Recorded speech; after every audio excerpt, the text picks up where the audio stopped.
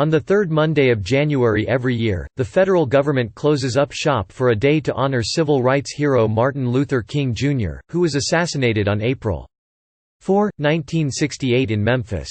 The day, also celebrating King's birthday, honors his legacy and shines a light on civil rights. But the road to Martin Luther King Jr. Day was fraught. It didn't become a federal holiday until 1986, nearly 20 years after it was introduced to Congress. Even then, it faced an upward battle for all states to recognize the holiday, only getting nationally recognized in 2000. Since then, many individuals and businesses have used today to give back through public service. Thousands of gun owners, many of them armed, and some members of out-of-state militias and hate groups, plan to descend on Richmond on Monday amid a fierce battle over Virginia's gun laws. Governor Ralph Northam and Democrats in the state General Assembly have promised to pass a host of gun control measures, sparking far-reaching outcry and threats of violence. Northam declared a state of emergency in Richmond through Tuesday evening after he says law enforcement received credible threats of extremist groups with malicious plans. The Virginia Citizens Defense League, the group who organized the rally and challenged Northam's ban, has painted Democrats' gun proposals as draconian and urged for a mass, grassroots movement to fight back against tyranny. The first tennis Grand Slam tournament is underway as the Australian Open started competition late Monday in Melbourne.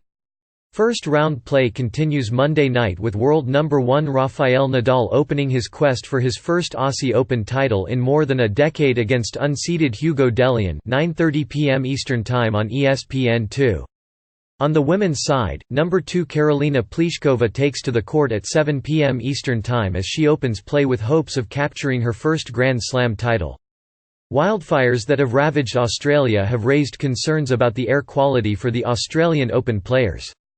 It's the Monday after the Screen Actors Guild Awards, an evening that delivered many noteworthy moments.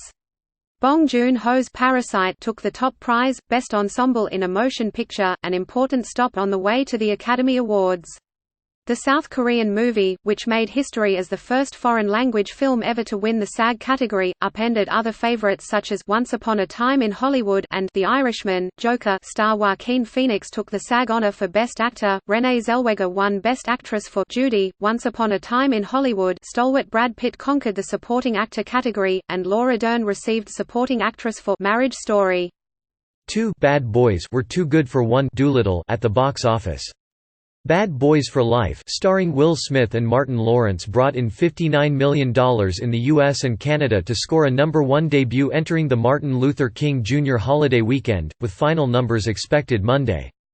The action-packed buddy comedy returned for the franchise's third installment after a 17-year hiatus to outlast Doolittle, starring Robert Downey Jr., which opened at second with a mediocre $22.5 million.